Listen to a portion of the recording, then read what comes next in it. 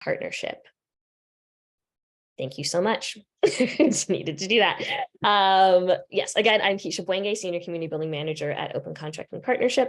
And we have Ben Fernz, OCP's Head of Sustainability, Infrastructure, and Asia. We have Michael Jarvis, the Executive Director of the Transparency and Accountability Initiative, and Nikita Japra, the Director of a Data Practice at the Patrick J. McGovern Foundation.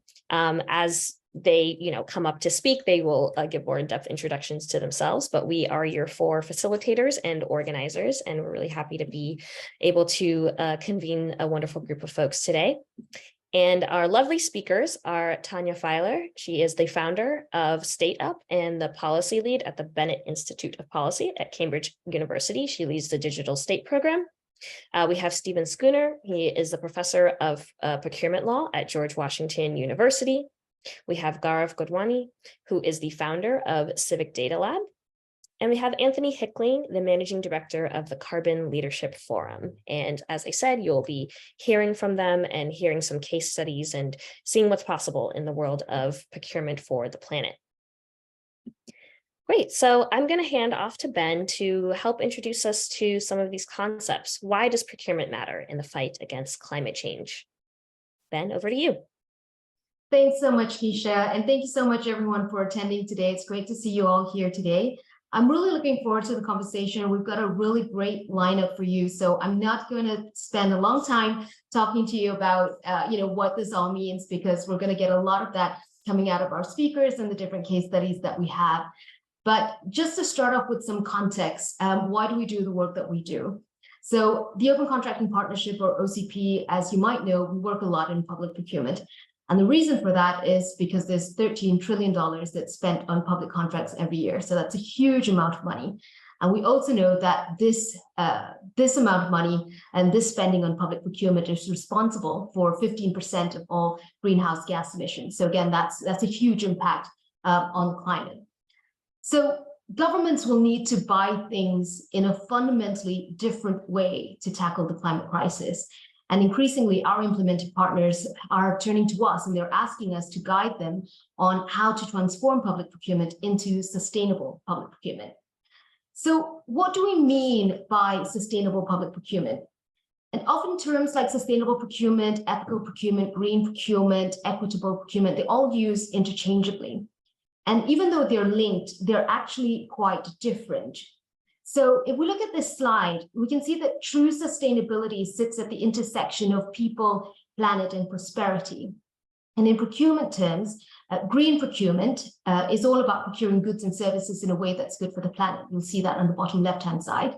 And socially responsible procurement, it's all about procuring goods, services, and works in a way that's good for people. So whether that's better health outcomes, improved education, reduce poverty, that's how we can procure to deliver better for people.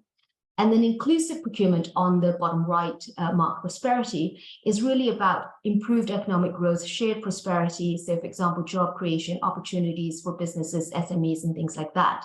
So in short, sustainable public procurement means changing the status quo, buying things in fundamentally different ways so that it delivers for people, planet, and prosperity. Now, even though we should aspire to it, it may not always be possible to squarely hit this intersection of people, planet, and prosperity each and every single time, because it is complex, it is difficult. So we might not be able to hit the center of this Venn diagram every time, and that's okay. And the important thing is that we need to make a start. So in different places all around the world, people might have different priorities. So depending on who you ask and where you are, their priorities for what they mean or what they want to focus on in terms of sustainable procurement may differ. But what we are going to focus on today, based on your interest and what we've heard from you, is that we're going to focus on the planet. So how can we use public procurement to transform things so that it delivers better outcomes for the planet? And it's worth drilling down into this just a little bit, just to make sure that we're all on the same page in the conversation today. Because again, what do we mean by planet, and what do we mean by delivering better outcomes for the planet? So again, it's multifaceted. Again, it's very complex. But broadly speaking, there are 3 buckets under planet, and the first of which is climate mitigation. which is about how can we buy goods and services and public works in a way that reduces emissions. And the scope for this is vast. It could mean, anything from buying local to reduce mileage from purchasing goods and services. It could mean investing in motion sensors for lights. It could mean low carbon infrastructure, retrofitting buildings to improve insulation for lower energy consumption, for example. So that's some examples on how procurement can help with climate mitigation goals. The second part of that is about climate adaptation. So how can we procure goods, services, and works to help people adapt to the worst effects of climate change? So that could be, for example, procuring drought-resistant crops, or putting in irrigation systems to support agriculture, building climate resilient infrastructure to protect people from natural disasters. And we'll hear a case study on that today as well. The final bucket in this broader theme is looking at the environment and ecosystem services. So how can we procure in a way that's good for the environment? So for example, that could be reusing or recycling to divert waste from landfills. It could be prohibiting the use of single-use plastics. It could be building infrastructure that protects wildlife and sensitive habitats. And indeed, we have, in partnership with WWF, a new guide that's just been launched this month, and we'll put some links to that in the chat as well. So there are lots of different ways in which we might be able to procure in a better way for the planet. And we're going to dive deep into that today. The reason that we're having this event is really because we wanted to connect with like-minded people like yourselves, people who are interested in this issue, so that we can learn from each other and encourage each other to understand what has worked and whether that's policy and case studies. And most important of all, the scale of this problem means that we really need a joined up effort in order to successfully address these challenges. And so we're hoping that coming out of this session today, that it's not just going to be a conversation that we're having one-off, but that this will spark a movement and an opportunity for us all to think of ways in which we can collaborate with each other more closely and work together to tackle this important problem. So with that, I'm not going to say anything more, but I hope that helps to to frame the conversation for today and provide some context as to why we're doing this. And with that, I'll hand over to Michael. Thank you so much, and great to see you all here. So, as was briefly mentioned by Keisha, I head something called the Transparency and Accountability Initiative. We're a funder collaborative, 9-member funders, a mix of US private foundations, but also 2 government affiliate donors from the UK and from USAID. And our members have been long-standing supporters of opening up procurement work and supporting the open contracting movements for a decade at this point. And many of them, particularly the foundations, also have climate programs. And what intrigues me about today's conversation is how we might spark some ideas of how those 2 sets of often siloed programming might come together more effectively and reinforce each other. And I'm delighted that we have Tanya and Steve with us to help give us some inspiration about how that might happen in practice. Both have a lot of hands-on experience, not least working with governments on these issues, and have written a lot, and I'm sure we can package some of those writings and resources to share with you after the call. But I would like to dive in because time is tight, and I'm going to ask each of you a couple of questions initially and then sort of bring you together, particularly around what the funding community might do. But Tanya, let me start with you. I wanted to ask sort of a bigger picture question to begin with, like what are the different ways that the government can use procurement to help achieve climate goals?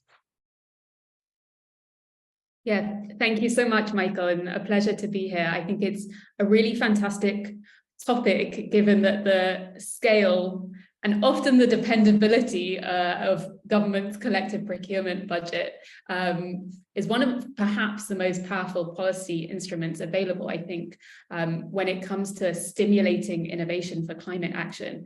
But actually, if we look at the landscape to date, there's been a lot more consideration of other policy levers, such as tax and regulation, and also other financing mechanisms. So I think it's a really important conversation to be having now.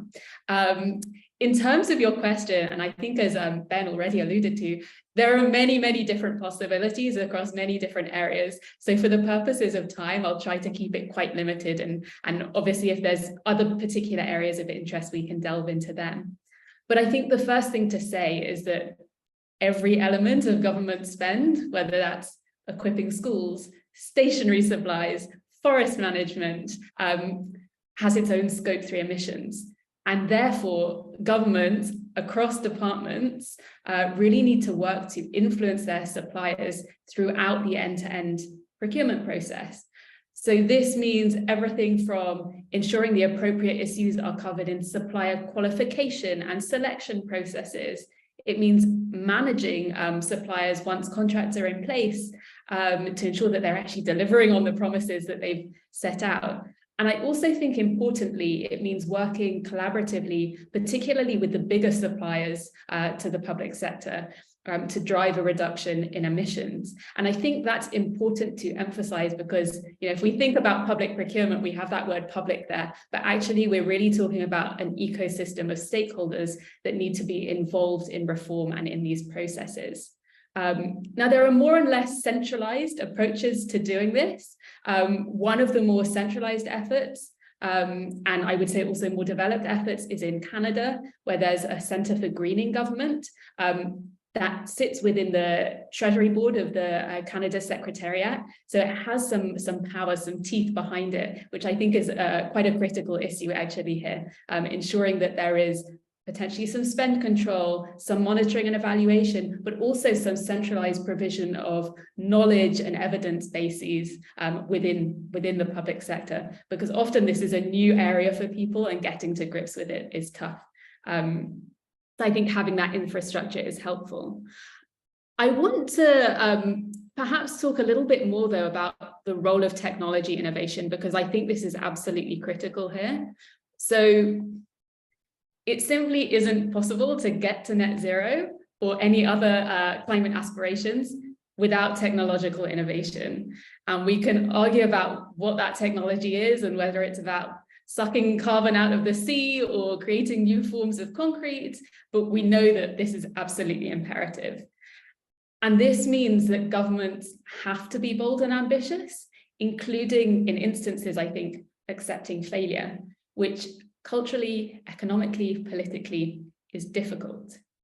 But I really want to emphasize this because I think one of the key ways that procurement can be used is as a very strategic lever for market creation by creating incentives for sustainable products and processes and really boosting demand for green technologies in a very wide range of sectors. So we might think about transport and energy efficient buses. We might think about construction. And I think there's this absolutely critical role as technologies move beyond the R&D for governments to serve in certain instances as the first customer and pull innovations down that learning curve and then move hopefully towards sort of cheaper, more dependable forms of production. So I think that's an important role. And I would just mention, I think there are some key sectors where perhaps there's a particularly important piece here for government. So I would just mention perhaps infrastructure and the built environment as one example. So our built systems are responsible for up to 38% of carbon emissions globally on an annual basis. And governments often have an outsized role to play in their development, including through procurement. So in the UK, approximately a quarter of construction is public sector.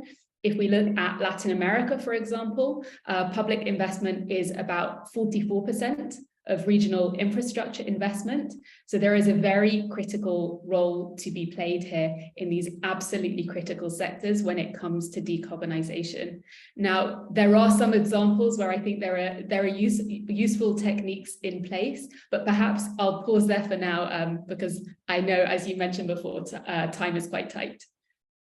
No, thanks so much, Tanya. But I ask just one quick follow-up. Like you made reference to technology and innovation being essential, but I'm thinking, for example, of the, say, big tech sector where regulation lags way behind the technology, and those within government who are trying to supervise that and take advantage of it don't don't understand it as well as those who are selling things.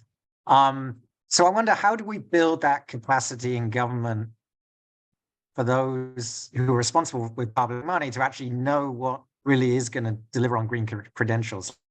Like, are there any, do you have any insight or examples of like how we build that?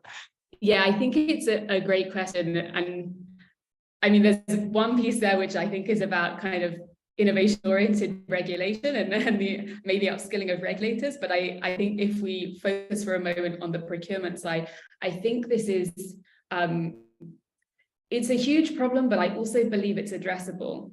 So I think 2 years ago, a survey was conducted of 167 cities globally, and they were asked about the key challenges they faced in reaching their SDG goals and commitments. And more than half of them described identifying the right technology and innovation suppliers as one of their top 2 problems and barriers. Now, this to me was quite shocking, actually, because there are a huge number of suppliers of technology innovations that can help across the board with these goals. Some of them are small, some of them are much larger, some of them are developing much more advanced technologies, which actually, as you say, might require quite a bit of technical understanding, but others are not. They're at the simpler end of digital technologies and perhaps are already being used by other sectors. So I think there are a couple of things here. There's the need to connect up the ecosystem in terms of actually just sharing that knowledge and understanding on the technologies that are available. And there are a couple of platform-based approaches that we're seeing emerge that are really helping with that effort. So there's a platform called techdetector.de, which helps understand technology readiness levels in quite a user-friendly way. I would also say that at StateUp, we have developed a platform called Nebula, which helps to map the available technology innovations to address a range of public needs, many of them focused on climate resilience. And we also showcase where those technologies have been used previously, which often, given that any uptake of innovation carries risk, is very, very useful to procurement agencies. So I think you have that piece, which is around the knowledge just to know where to look for the relevant innovations and to ensure their quality. And then you have this other piece, which is about the kind of technical skills that might be needed, as you say, both in terms of ensuring that technology uptake is responsible, but also just ensuring that some of these technologies will actually do what we think they're going to do.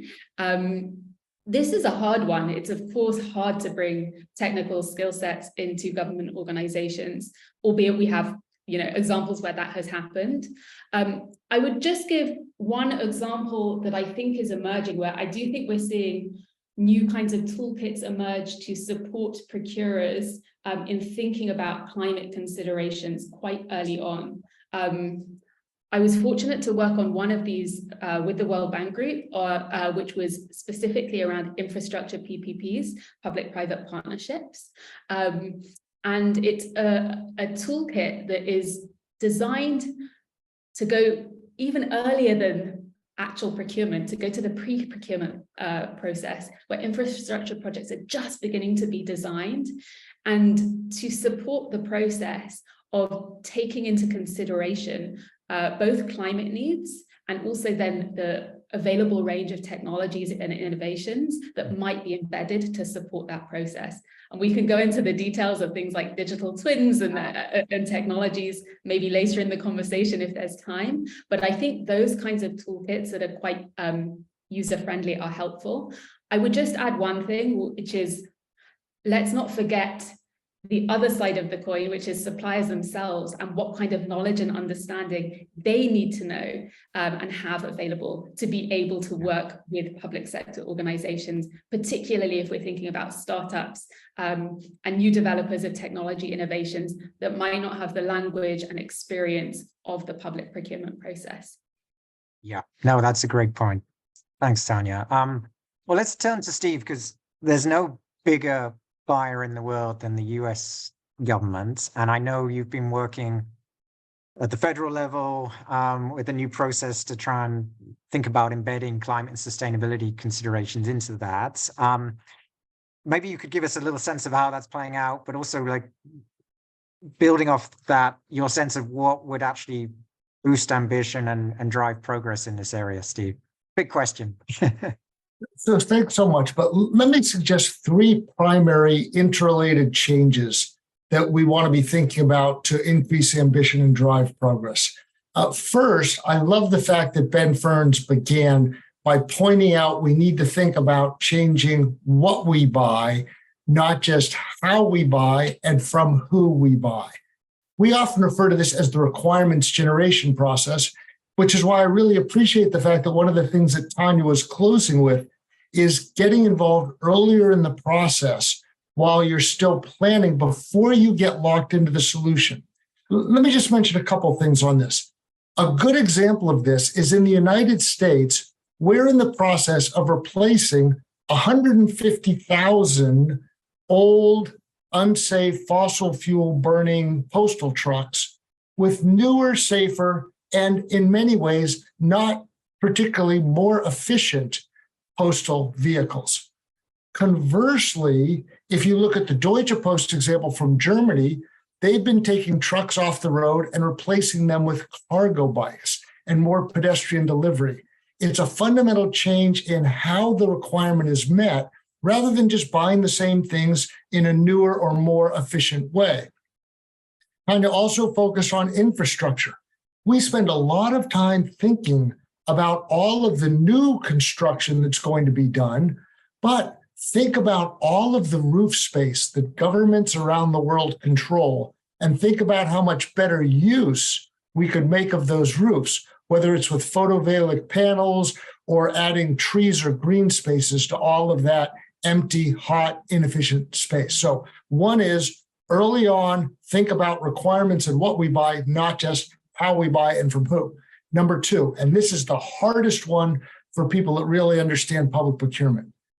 Governments need to break free from the tyranny of low purchase prices.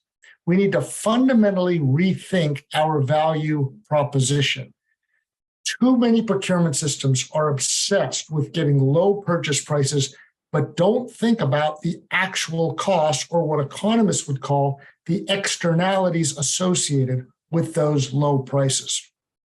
The global best practice in sustainable public procurement today is life cycle thinking, life cycle cost analysis, thinking about all of the costs of your decision making. And this is something that consumers do every day, but we have not trained governments and our acquisition professionals to do. But let me be clear, that's hard. And then I think the third one, and this is what I would call the overarching challenge. It's leadership, it's messaging, and it's culture change. You can't just pass a new law. You can't just promulgate new regulations. Changing behavior is incredibly difficult. It begins at the top with clear messages and statements of priorities. And then, Michael, just to conclude, since you mentioned it, I am very, very lucky to have been included in the inaugural General Services Administration Acquisition Policy Federal Advisory Committee, which is focused on sustainable procurement. It's a massive undertaking. We've been working for months. To some extent, it reflects the reality that legislation and regulation are simply too slow, and there's a lot that we can do while we're waiting. But we had our first big public meeting just last week. We made 6 recommendations, large and small. But in terms of looking ahead, there's 3 things that we're really focused on. None are a surprise. First, we're going to focus on people, the acquisition workforce, how to get that behavioral change. Second, we're going to be spending a lot of time thinking about means and technology. How do you make sustainable procurement easier for tens, if not hundreds of thousands of busy civil servants around the world? And then finally, we're going to be focusing on engaging private industry and particularly new or unconventional entrants to make sure that government has access to the very, very best providers. But there's a lot to be done. No, thanks so much, Steve. That's a great roadmap you've laid out. And I mean, it's interesting. You're playing this role of working with government, but as an outside expert. And this touches on the role of civil society players, which we'll hear more about in the next fireside chat. But I was wondering to you both, and perhaps I'll start with you, Steve, to react first, but we're thinking about it from what funders might do, and particularly philanthropy, most of the TI members, for example, or Patrick J. McGovern, who are co-sponsoring this. We've been talking about a very government-focused process. What role do you think philanthropy might play that would be constructive as we try to build a better track record of green procurement? Steve? So let me start with the obvious and move to the less obvious. Riley already dropped into the chat box a reference to the OCDS toolkit. And I think that supporting organizations that make educational materials, facilitate learning and the like available are incredibly important. So supporting the kind of initiatives that led to the creation and hopefully the expansion of that toolkit, that's a 10 out of 10 in my book. But I want to take a step back.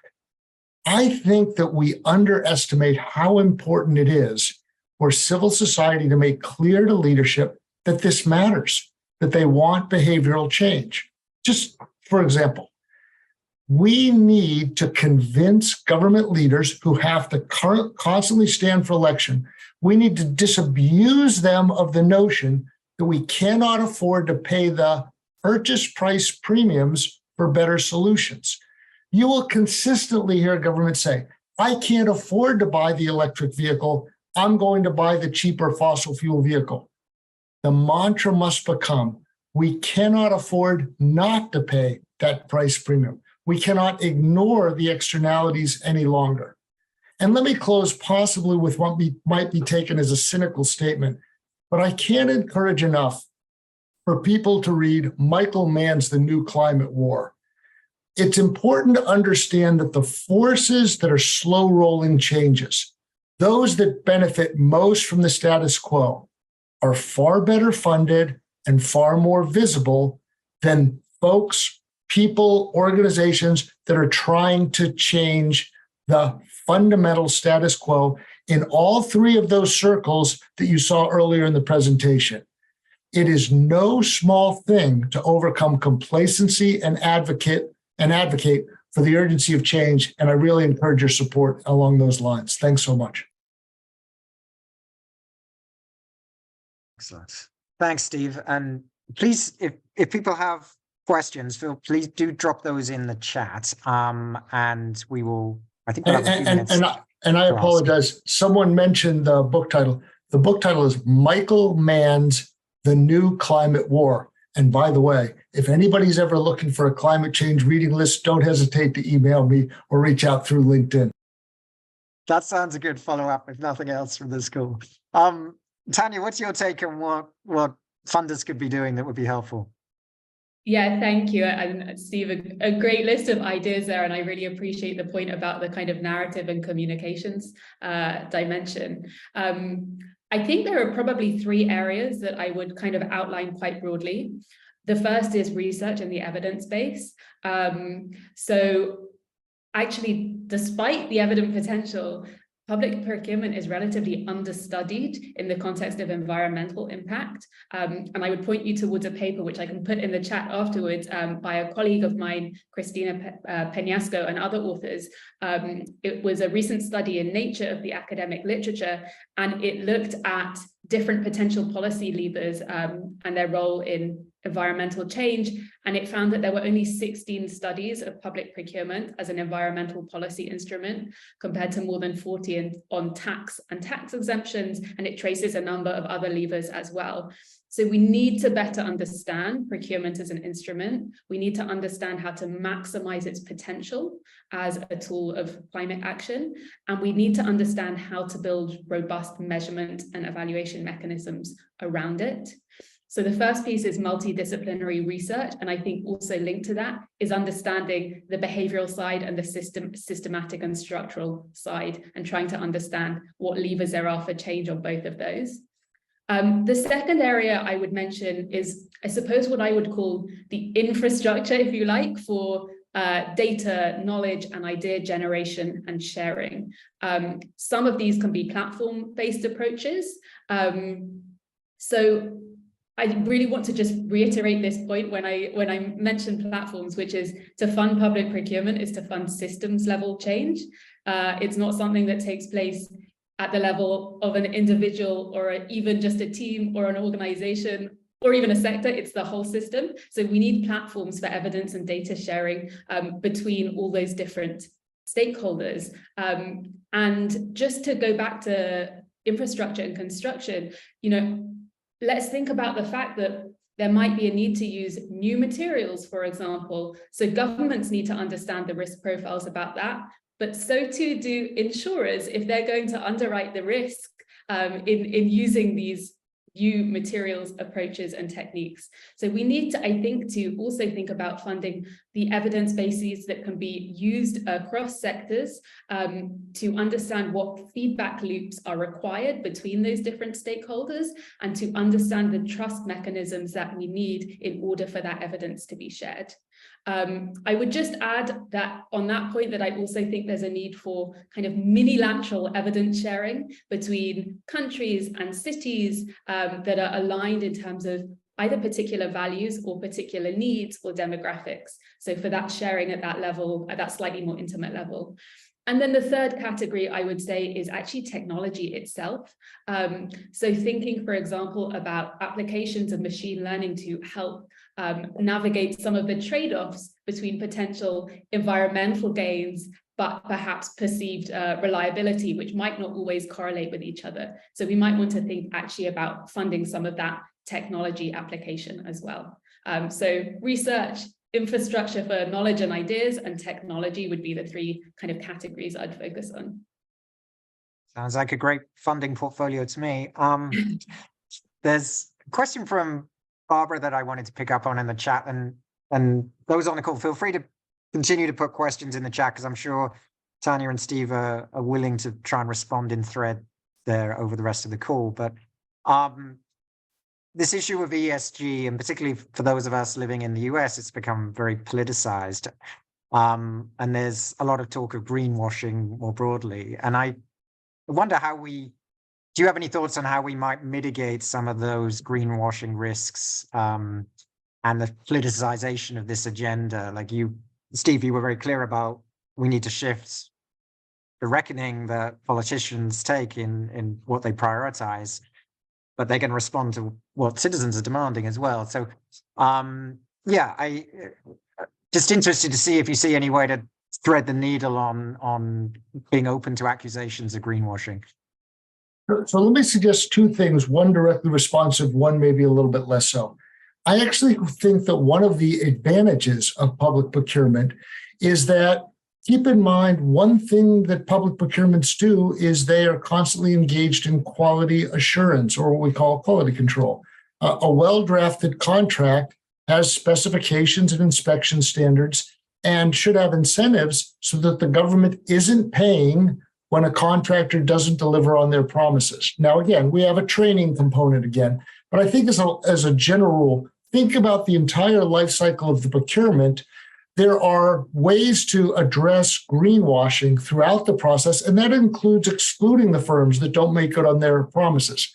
But I think to your point, Michael, it's worth also taking a step back, since you mentioned the controversy in the United States, and mention that I think another thing where civil society can really help is by making it clear to governments that greenhouse gas accounting, reporting, and goaling, or aspiration or targeting, is becoming commonplace, is not something that is perceived as burdensome or intrusive, but is becoming a common compliance element for sophisticated businesses around the world.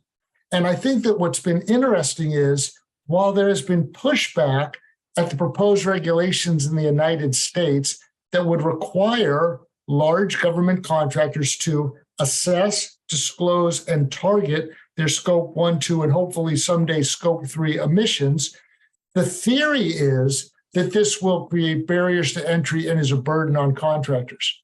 But we already know that the leading firms around the world are already doing it, and that it's going to become more common.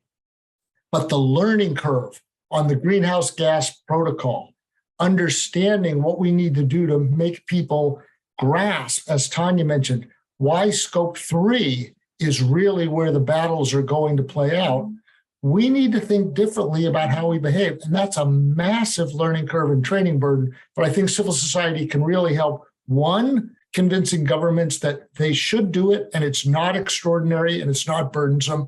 It's just a fact of the current world we live in. And number two, convincing everyone that we need to invest in training, education, understanding, and normalization. Great. Thanks, Stephen. Tanya, I just want to give you 30 seconds, like any burning point on that or anything else we haven't mentioned that you would like to close with. No, I very much agree with that answer. I would maybe just add, and it's a much broader point, but this is tricky in the context of climate disinformation and misinformation in certain contexts as well. So I think we need to be aware of the interconnectivity between those issues. But I would maybe just reiterate the point Steve made about that relationship between promises, delivery, and measurement and evaluation. And I think we're currently at the point where the promises piece is getting to be in place. I think we're probably a bit less developed in terms of the frameworks for actually ensuring that they're delivered upon and actually understanding the behavioral dimensions of that. So what does the incentive design really look like in practice? And then that evaluation piece as well, which speaks to that point about perhaps needing a bit more investment into the research and evidence base. Yeah. Well, thank you both. I could talk on this all day with you, but sadly we don't have that time. But I learned a lot already in those 20 minutes or so. And yeah, I hope you're willing to stay on and be live in the chat. And with that, we're going to hear some more concrete cases of what this can look like in practice, including partnering with civil society. So I'm going to hand over to Nikita. Thanks so much, Michael. Good morning, afternoon, and I imagine evening for some of you. My name is Nikita Jopra, and I'm the director of the data practice at the Patrick J. McGovern Foundation, or PJMF, as we like to say in shorthand. The foundation's focus is on advancing AI and data solutions to create a thriving, equitable, and sustainable future for all. I've been working in philanthropy for about 8 years and in data and tech for good for the last 6 of those. I'm a global health and social impact professional by training and a former journalist and educator by practice, and also someone who likes to use a combination of conversations, numbers, and narrative to get as close to the truth as possible. The team I lead, the data practice, is an operating arm of the foundation. It connects nonprofits with expert technical guidance and practical hands-on experience using advanced data approaches and tools that can unlock new pathways to impact. My team is comprised of a combination of data practitioners and program implementation specialists, some of whom are in the audience today, including my colleague Hazem Mahmoud, who served as a technical lead for PJMF's grant to OCP and CDL. The data practice team works together with our nonprofit grant partners to surface support and share learnings from data use cases and challenges that can inform the data practices of civil society organizations around the world. And because we're both tech and region agnostic in our approach, we try to create an open space for nonprofits to explore the data solutions that are best suited to their work, communities, and contexts, rather than limiting them and their choices to the data solutions that are most accessible in the near term. So why am I here today? I'm here because, as I just mentioned, my team was fortunate enough to support the Open Contracting Partnership and Civic Data Lab in their use of procurement data to build resilience and disaster preparedness and response capacity in the flood-prone state of Assam in India. And want to share that my team chose to support this work because we were convinced of the power of their approach as both an accountability mechanism for the public sector, as well as an actionable tool to safeguard communities that might otherwise exist in resource-poor blind spots. I want to thank both Anthony from the Carbon Leadership Forum and Gaurav from Civic Data Lab for joining us today to share their case study presentations. They'll each speak for about 5 minutes each before I lead us into a fireside chat, which will focus on the how behind leveraging procurement reform as a tool for climate action. So I would encourage everyone in the audience to continue sharing your questions for everyone in the chat. But for now, I'll pass the mic to Gaurav to get us started with the first case study. Thanks a lot, Nikita, for inviting me to present the case study of Assam and the kind of work we have been doing in terms of understanding public procurement, in terms of how it can inform disaster risk reduction. I'm just gonna present my slides. So, hello everyone. I am Gaurav Godwani, Director, Co-founder of Civic Data Lab, and here I'm gonna talk about intelligent data solution for disaster risk reduction, a case study from Assam, which is in the northeastern region of India. So Civic Data Lab is a research lab focused on connecting data, tech, design, and social science to strengthen access to information and data-driven use cases across India. And now we are expanding to other Asian geographies as well. We do it in a couple of sectors like public finance, public procurement, law and justice, urban development, etc. Open Contracting India is a joint initiative between Open Contracting Partnership and Civic Data Lab to look into public procurement practices in the country and also promote open contracting use cases, as well as identifying ways in which open contracting data could be shared better so that we can inform governance around public procurement much better in an evidence-based manner. So top 4 global risks are related to climate change, be it failure to mitigate climate change or failure to have proper mechanisms for climate change adaptation, natural disasters and extreme weather events, and effect to biodiversity and loss of good ecosystem which we are living with. So these are the risks which we have observed in Asian countries as well. And the number of extreme weather events in Asia have been increasing drastically over the years. Just last year, as per the World Meteorological Organization's report, 105 reported cases were related to floods and storm weather events, and causing more than 4,000 deaths, affecting 48.3 million people, and causing a damage of 35.6 billion USD in the region. When it comes to Assam, which is in the northeastern region of the country, the floods in the region also affects the land, agricultural land, close to 4,000 K of that. 3 million lives get affected. More than 100 lives get lost due to floods every year, and also causing 36 million USD damage in terms of property. 90% of the districts, the administrative units in this state, get affected by floods almost every year.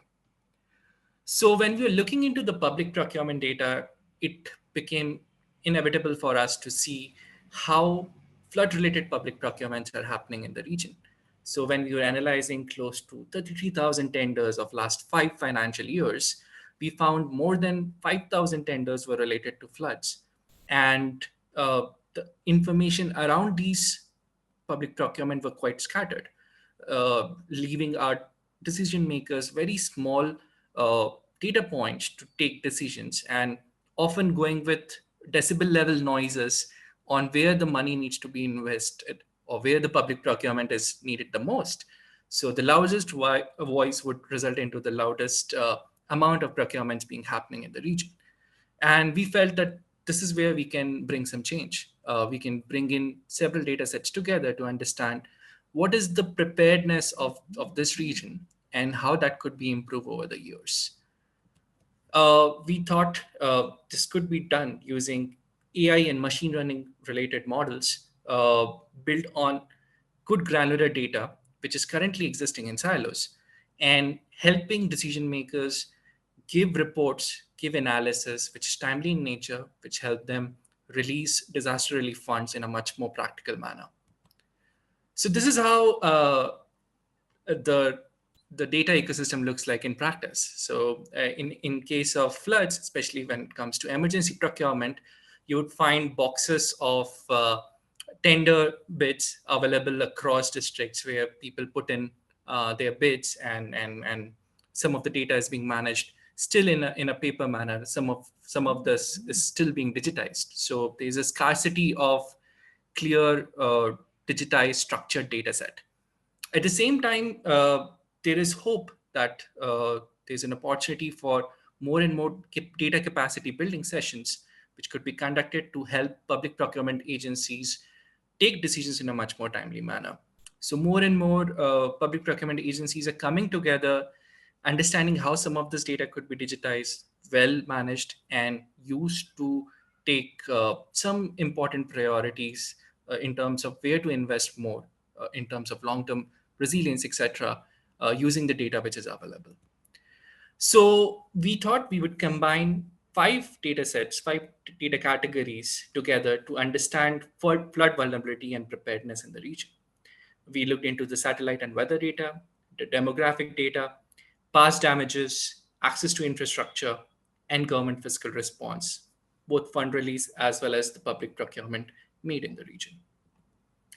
And we tailored all of this together in an intelligent data solution for disaster risk reduction, helping decision makers understand what is the preparedness level of the districts and sub-districts, which are the revenue circles in the region. We have got close to 35 districts and 180 revenue circles. So a model which can help them rank these districts and revenue circles in terms of their preparedness for the upcoming flood cycle, which is going to start in a couple of weeks in the region. So once we tailored all of this data using structural equation modeling and other machine learning techniques, we were able to identify regions which get damaged a lot. At the same time, their preparedness is quite less in the region. At the same time, there are regions which get affected not that much as compared to other regions, but their preparedness is quite high. Their fiscal response is quite decent. The number of procurements happening are quite large in number. At the same time, they are much more well prepared in terms of timely fund release. They have decent number of bidder engagement, etc. So those public procurement practices are in a way slightly better organized there. So this kind of map really helped agencies like Assam State Disaster Management Authority identify areas which require more attention in the upcoming flood cycle. Similarly, we also assess the damages compared to total tender value, where the damages are happening more and where the tender amount is higher. So you can see similar regions as the previous map, which require a bit more attention. So areas which are having high number of tenders, high value tenders, but having low damages could be made less prioritized, while areas which require more attention but also not having enough tenders at the moment require more attention. And that's where long-term investment could be prioritized. This also helped us create detailed reports like this of district of Barpeta, one of the most affected district in the region. And you can see within Barpeta also what are the revenue circles which require attention and what is the flood preparedness levels at the moment. We also created detailed reports like these, highlighting the kind of tenders happening in the region. As it's obvious, like close to 60% of tenders are just going into repair, restoration, and improvement rather than long-term investment. So highlighting the need where long-term infrastructure related measures need to be taken in terms of broader flood resilience in the region. This kind of engagements also led ASDMA to host sort of weekly dialogues, inviting partners like Civic Data Lab and other organizations to discuss their data, discuss their reporting mechanisms, discuss their analysis, almost on a weekly basis with a broader audience so that more people can input their thoughts, their research, their data insights, etc. And overall, the governance around flood management could become much more open and accessible to citizens. And this has also led opening up of green budget for the region, where some of these areas which this analysis highlighted could be prioritized in terms of a very detailed budget. And now the talks are going on for the green public procurement management policy for the region. We hope to expand this effort in Himachal Pradesh, which is the landslide-prone area in the region, in the Himalayan belt, as well as in the cyclone-prone region of Odisha, with help of other funders like Rockefeller Foundation, who are also joined this conversation here with us. So yeah, thanks a lot for giving me time to present this case study. If you have more questions, I would be happy to answer.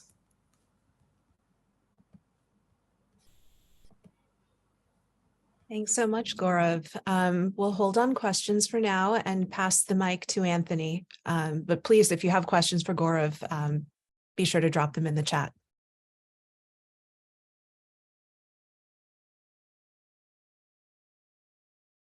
All right, I'm just going to get my screen set up and we can get started.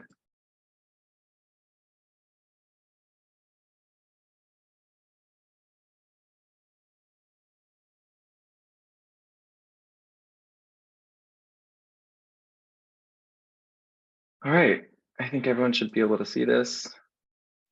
So hi, thank you and welcome. So my name is Anthony Hickling. I'm the Managing Director of the Carbon Leadership Forum. And today I will be presenting a brief case study of a low carbon procurement pilot study that we led in Washington State in partnership with the Washington State Department of Commerce. Before we jump into the case study, I'd like to give a brief introduction to the Carbon Leadership Forum and share how procurement can be an impactful strategy to reverse climate change. So the Carbon Leadership Forum is an organization that's housed at the University of Washington that accelerates the transformation of the building sector to radically reduce the greenhouse gas emissions associated with materials or embodied carbon used in buildings and infrastructure.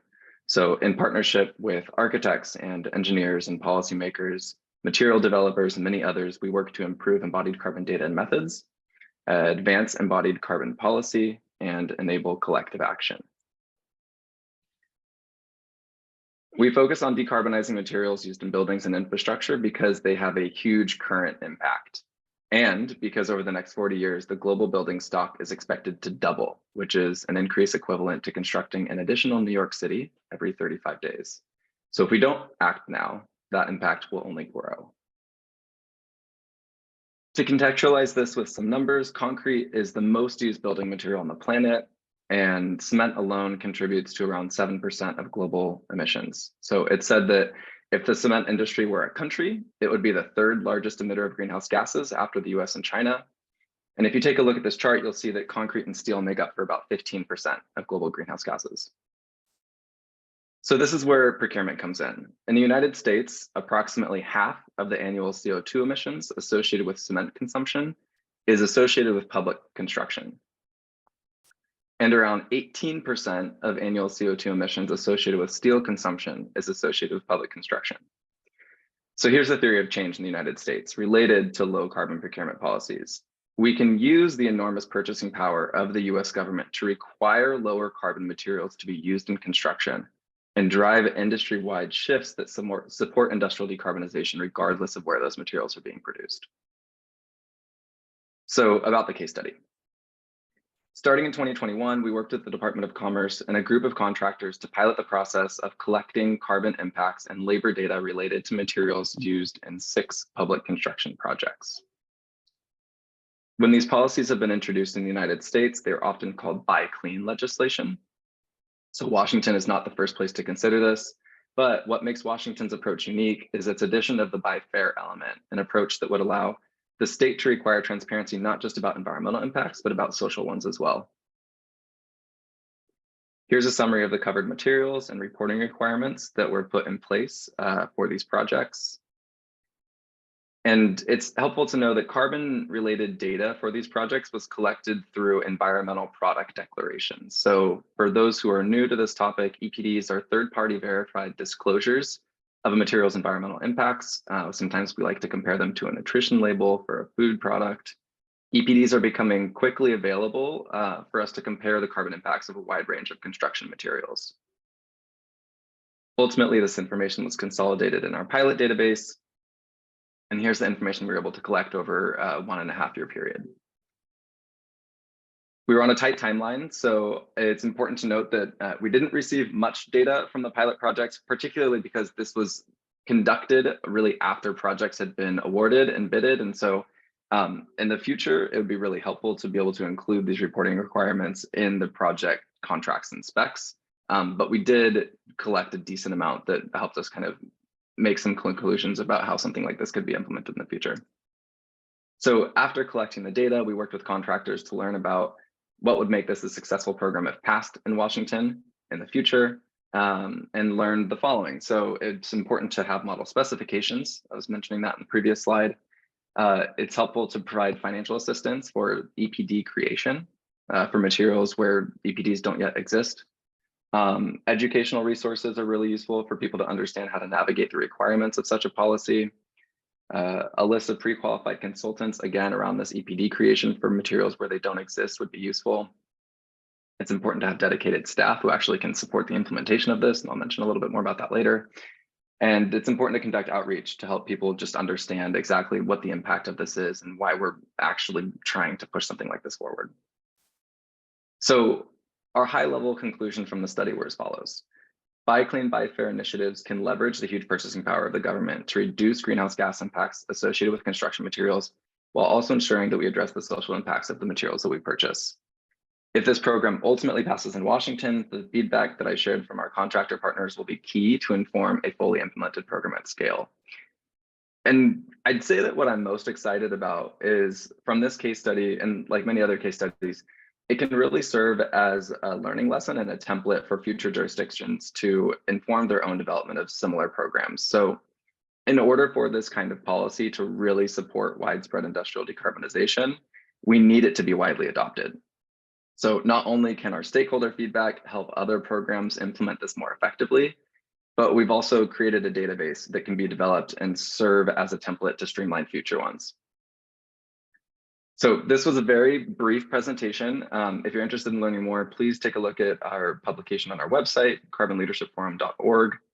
There you'll also find other resources, such as this one that I am going to add to the chat in a second, around how Buy Clean policies can be implemented.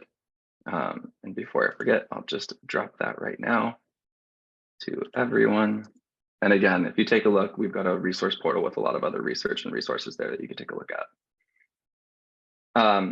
There you'll also be able to find our policy map, which tracks many other procurement policies in the US and globally that are working to decarbonize building materials. These kinds of policies are expanding quickly. We're updating this map as quickly as we can. And fortunately, we can't keep up with it. So I'd say that in a month or so, we'll have even more than are listed on the website right now. So as we always say, this work requires collective action and leadership. And I think that some of the earlier presenters were really mentioning this as well. It's a pleasure to get to speak with others who are focused on climate work. And I really hope that we can be a useful resource or a collaborator with you all in the future. And here's some of the ways that we can stay in touch. So thank you.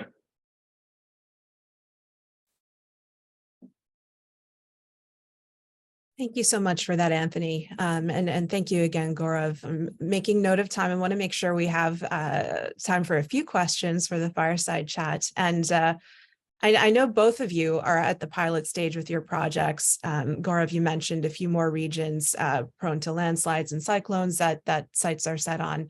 Anthony, you mentioned this value of sharing out the lessons and potential templates on the roadmap to scale, but curious, what's the next step for each of you, for you and your team? And how do you plan to move at this point from the pilot to scale? And what enabling factors are you seeing would be most important for you to do so? Maybe I'll pass to Anthony first and then Gaurav. Yeah, so the next step for us, I think, is really just around, first of all, making sure that people know that these programs are happening and can learn from the ones that have either been passed or implemented. So Washington State is, in a sense, kind of in the middle range, I would say, of all the US states that might be looking at this right now. California was the first to adopt this in 2017. Colorado has adopted it, other states have, the federal government is implementing their own version of it. So I think that in terms of next steps, we really just want to make sure that folks are able to incorporate lessons learned from the kind of the vanguards of this policy. You know, earlier people were mentioning that this takes a little bit of risk to try something new and to make sure that we're learning from it. And so that's the next step for us, is to really start evaluating what the effectiveness of these kinds of Buy Clean policies are, and how can we take lessons learned from the ones who have been the early adopters to help inform better implementation for future ones.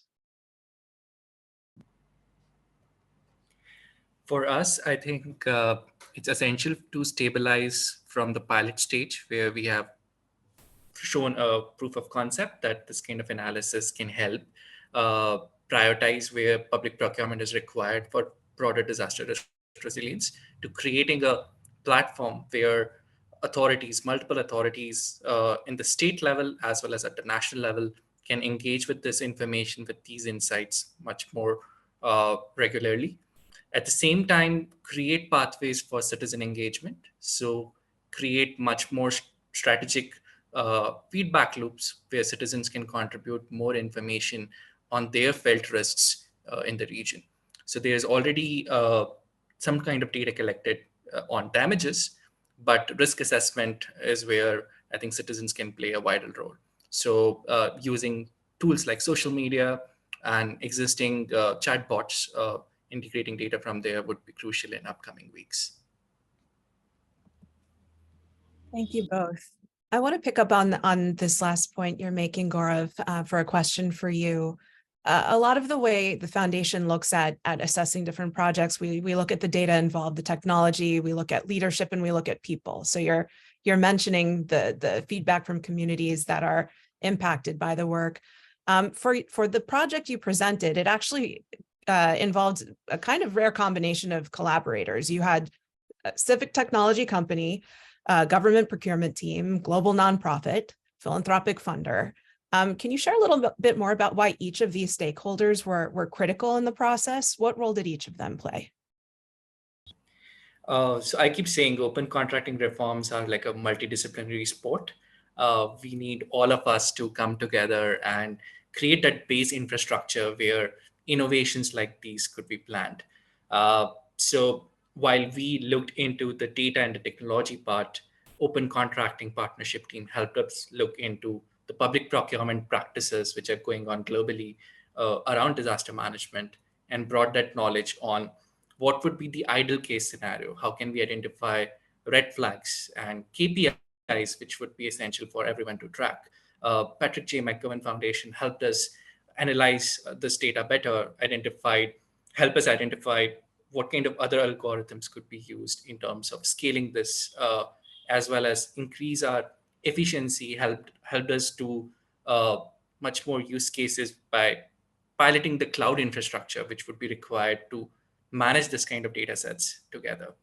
And 80% of our time just went into cleaning the data and making it ready to give some insights and do a bit of a problem munging with these stakeholders, as well as stakeholders on ground. So that kind of team sport spirit is required for everyone to work together and make things happen. Thanks so much for that. Anthony, I want to turn back to you. We're talking about success criteria.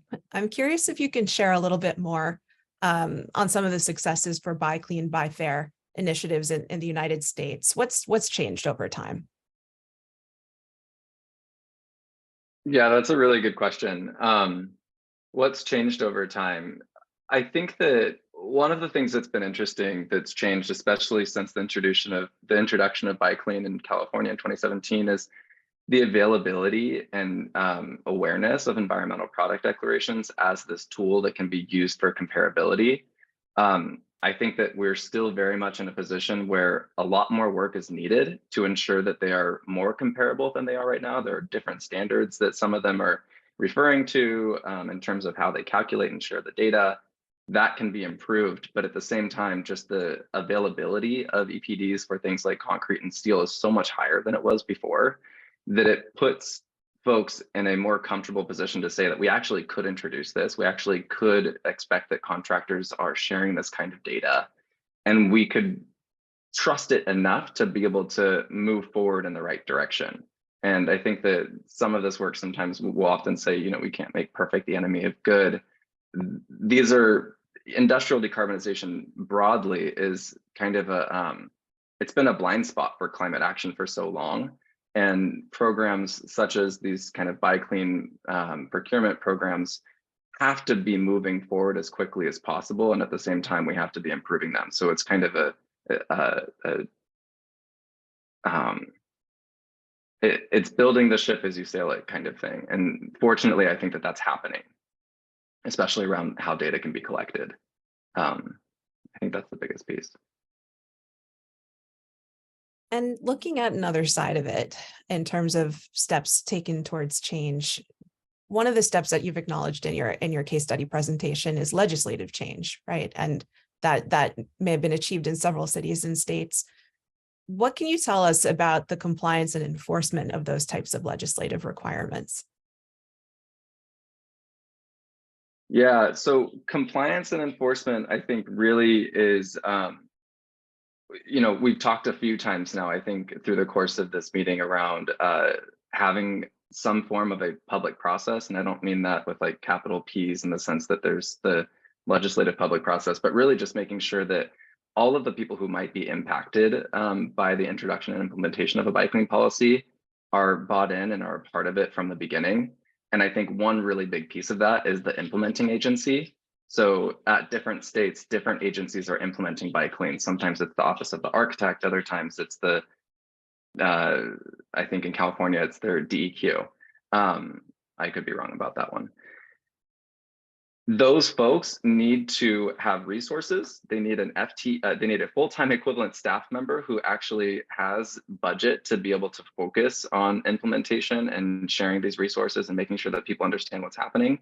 And that agency also needs to include this kind of work as a part of their mandate and be excited to be working on it. So that's one thing that we've learned just in terms of ensuring that you can enforce these kinds of policies. Another piece too that we've learned is that sometimes we're too ambitious in terms of how much information we will be able to have to develop baselines, for example. So oftentimes the structure of this is we start out by saying you just need to be transparent about the impacts of the construction materials that you're using. Report that data to us, and that's the only requirement for the first couple of years. Then ultimately, a lot of the programs are moving towards establishing reductions based off of what the baselines are. And it's sometimes difficult to establish a baseline and feel really comfortable with what the methodological process is for that. So that's another thing that we're learning, and we're working on developing more research and resources for folks to understand kind of what are industry averages right now for certain materials. Can we look at regional ones? How do we use that to inform the numbers that are being required by states, but also at the federal level and elsewhere? Thank you. So I've seen a number of really good questions coming through from folks in the chat. I want to close on the fireside chat with an additional question for both of you, if I may, just to bring it all together a little bit. So we heard from the first fireside chat and from both of your case studies that procurement is a fairly essential but often overlooked lever in climate policy. Why do you think that's the case? What's stopping them?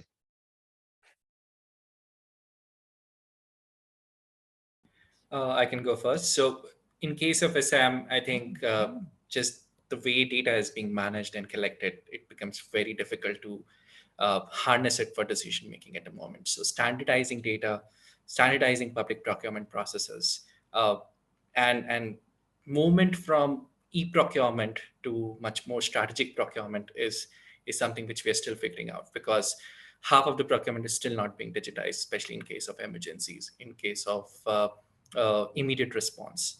So figuring out that, along with creating a public procurement plan, that's gonna help agencies take much more attention on how they are procuring, when they are procuring, and why they are procuring. So I think that's where the climate conversation becomes really crucial, because this life cycle around disasters of procurement is very critical. And this data, which is being digitized and now it's coming together with other data sets, it's going to inform that decision making. So I think that's where I see the hope for public procurement reforms, when we tie them together to these kind of use cases.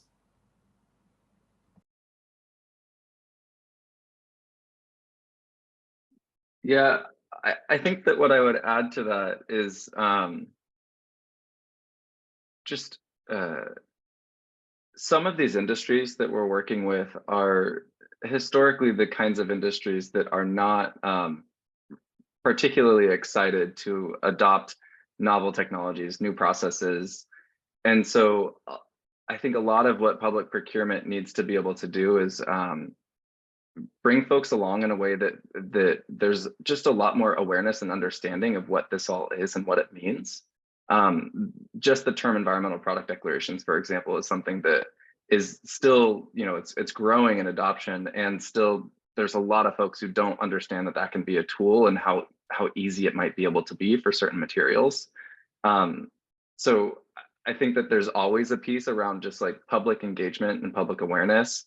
We're working on, one of the pieces of our work is not just about building research and resources, but building community. And so there are Carbon Leadership Forum hubs across the world, for example, where folks are being disseminated resources and they're gathering at a local level to share their questions and their problems. And I think that it has to be a top-down and a bottom-up approach where the implementers understand and feel comfortable with what it's going to look like. And the folks who are deciding that these policies are going to happen also are not necessarily are clear on what we can and what we cannot do with the current data and what the current kind of state of innovative materials and others. Thanks so much for that, Gaurav and Anthony. I actually want to pick up, Anthony, your last response touched on a question that came up in the chat around public awareness. I'm curious, Gaurav, is there anything else that you would add around how your team is working to alert citizens to what's happening and get signals of their support for the work that you're doing? And of course, Anthony, anything additional that you would like to add based on what you've already said? So for the first time in India, we have been able to convince Assam government to encourage departments as well as procuring agencies to put up their public procurement plans in open so that you know what these departments are going to procure for the next financial year. So that's one unique measure to encourage citizens to look into what are the kind of public procurement priorities of the state, and tying this up to fund release, because if these procuring agencies don't put up these kind of procurement plans in open, they won't be able to get their funds in time. So having that kind of measures really help ensure that there's enough information for citizens to engage with. At the same time, conducting workshops for citizen groups, civil societies, and volunteers to look into this data and have some sort of red flags analysis, etc., at their geographical level, because they know the ground realities. So once these plans are out, once these data sets are out, it's easier for organizations like ours and more grassroots organizations to conduct capacity building for more citizens to engage with the public procurement process. Yep. One other thing that I would add is, I can't remember the exact term, but I think that maybe Al Gore came up with this like teach the teachers approach. There's oftentimes, especially in larger construction, architecture, engineering firms, at least that one person who's really excited about making sure that their projects are having a lower impact on the environment and on people.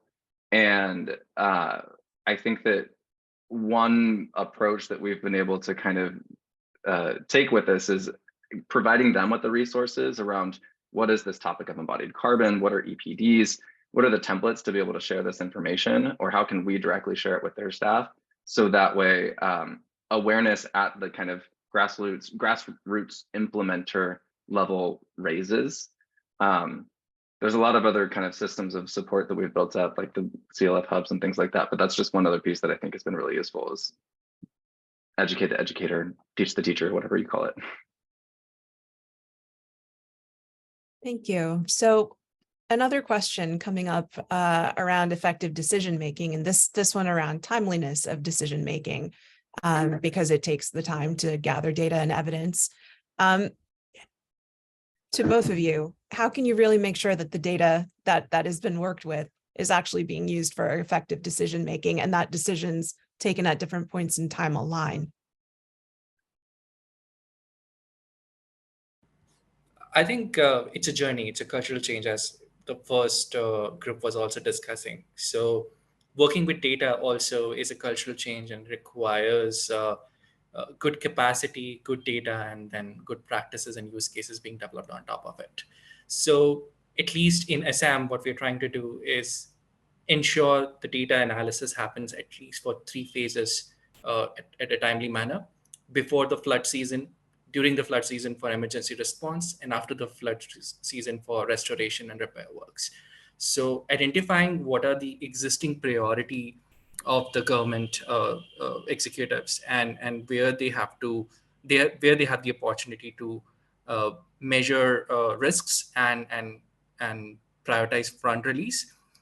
intertwining data there and creating analysis and reports so that they can help take decisions using that reports during those difficult periods is going to be the crucial aspect of this.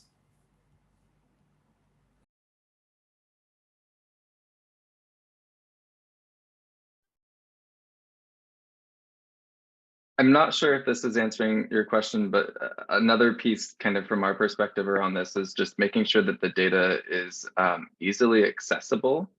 And for example, a few years ago, we collaborated with Skanska, which is a big general contractor, and some others to incubate what became known as the embodied carbon and construction calculator tool, which collects environmental product declarations and it digitizes things that were formerly just PDFs. Gaurav, lots of empathy for you all who are still dealing with paper. We were sad to be dealing with PDFs that had different measures of different measurement criteria. But that database now makes it a lot easier to be able to look at, if I'm going to be procuring this kind of steel in this geography, what are my options right now? And how can I compare the greenhouse gas footprint of all the options that are available to me, and then include that in my procurement decision making? So I think that one piece of this is just figuring out how do we streamline all of the information that's available to us in a way that really makes it super easy for folks to include that in their procurement decisions. And now that's managed by Building Transparency, which is another great data-focused and tool-focused organization. Building Transparency, sorry. So that point on transparency is well taken and leads us directly into my last question for this portion of the agenda. So there's the extent to which folks can have confidence in data, and the question of who has confidence in the data and whose confidence is acted upon brings us to the topic of potential fraud and corruption that can be tied to some of these green social initiatives.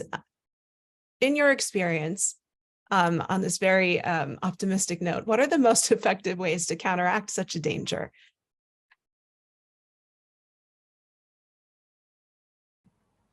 I think build short prototypes and show confidence that could be scaled with much more clear data strategy, with much more stakeholders working together.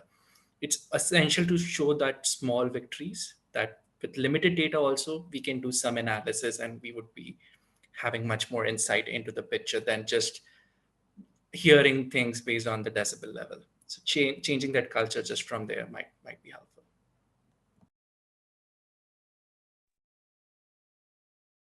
I think that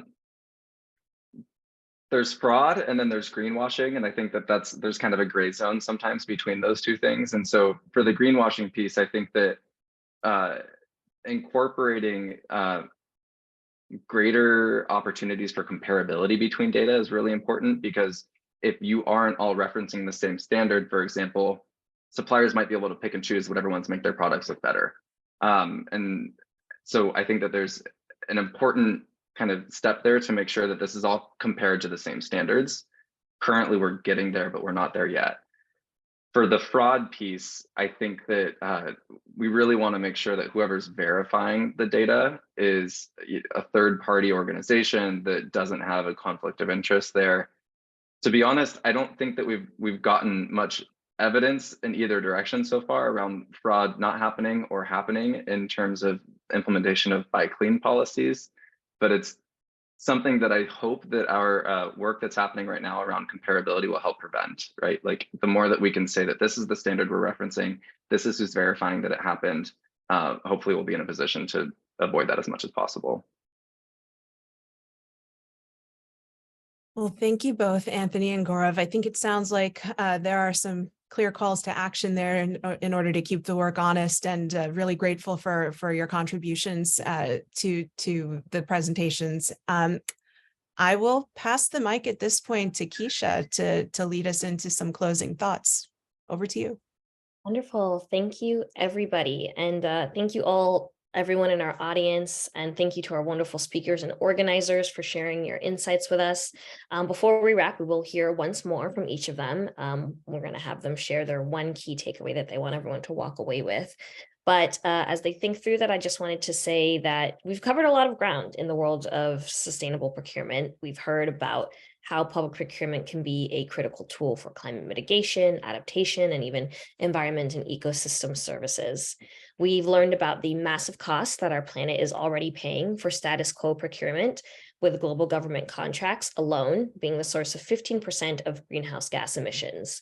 As Ben mentioned in the beginning, the size and the scale of this problem means that we need to work together and fight climate change and protect the most vulnerable from the worst effects of climate events. And we believe that procurement reform can really be a lifeline for our communities as we, engage in climate action. From our experts, we heard that increasing government capacity and investing in those culture changes, doing more research into life cycle costing, policy research, and looking at the actual impacts of sustainable procurement, facilitating multi-stakeholder collaboration, driving market shifts in the green economy, providing more resources for acquisition specialists to understand the products that they're buying and understand the technology solutions that are in the market are all really important steps that we can take to get there. In our case studies, we heard about these really ready to scale projects, and we got insight into what is actually possible when we meet the promise of data, accountability, and public spending in our climate action efforts. We've seen that greenhouse gas emissions can be tracked and reduced. We see that lives and livelihoods can be saved. And we see that businesses, communities, academics, and funders can really rally behind government reformers to drive all of this impact forward. This is the first of many conversations, as Ben also mentioned, that we hope to have with all of you. We will absolutely be in touch to explore, meaningful ways for collaboration. And we hope that you leave here feeling really inspired and knowledgeable, and can turn your attention to ways in which you might want to help support some of this work that we've, learned about from our experts and from our case studies, and essentially help us drive better outcomes for people, planet, and prosperity through the power of procurement. Two last things before we wrap in a couple of minutes. As I said, I want each of our speakers to go through, we want the audience to be able to walk away with a clear takeaway and message for their colleagues. So if everyone can share one message or one key piece of evidence that you found most compelling and most exciting in your own work as you help make the case for procurement as a tool for climate action. We will start with Gaurav. Thanks, Keisha. So I think public procurement has a huge potential in terms of understanding how infrastructure around climate adaptation is being built. So just spending more time going through the messy public procurement documents which are out there and trying ways to standardize that together with the community is very beneficial. And that was the biggest learning for us. Wonderful. Anthony? Yeah, I think that since this is still a pretty new approach to industrial decarbonization, we're all still kind of working out the kinks. And so while that happens, we need to simultaneously prioritize the improvements around how we track the data, how we implement these policies, things like that, as well as pushing forward with what we do know, even when the data isn't perfect, and still prioritizing improving both of them at the same time. Agreed. Steve? I know you shared a bit in the chat, but if you want to share it loud as well. Sure, I'd love to highlight the riff I put in the chat, and that is, look, since we're talking about things like open contracting, right? Information is power. The learning curves are steep, the learning curve on climate change and the learning curve on public procurement. So it's challenging getting people up that learning curve. I strongly recommend Catherine Hayhoe's book, Saving Us, and primarily her thesis is the one thing that we can all do if we care about climate change is talk about it. And if we all do that, maybe we can help people get up that learning curve. Hey, thanks so much for including me. This was a great conversation. Wonderful. Thank you, Steve. And Tanya. Thank you. So I think that some of the sectors and spaces we've been talking about are highly fragmented. And so to see even the beginnings of a slow but definite increase in working at the whole of system level is really meaningful, actually. And I would hope that we continue to see this, but I also think that we're beginning to see, to a point that Anthony made about needing those champions in individual organizations. I think also creating the supportive infrastructure for new generations of champions to emerge within organizations to support this process is critical. And I hope even within the context of this call, we've been beginning to see that. Wonderful. Thank you all so much.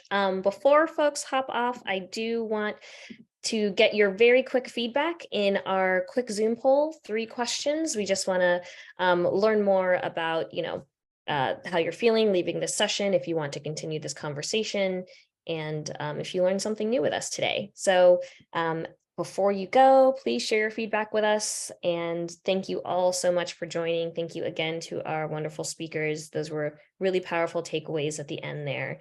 And as Tanya said, I hope we are, slowly building a coalition of champions who are seeing the power of public procurement and wanting to leverage it in the fight against climate change.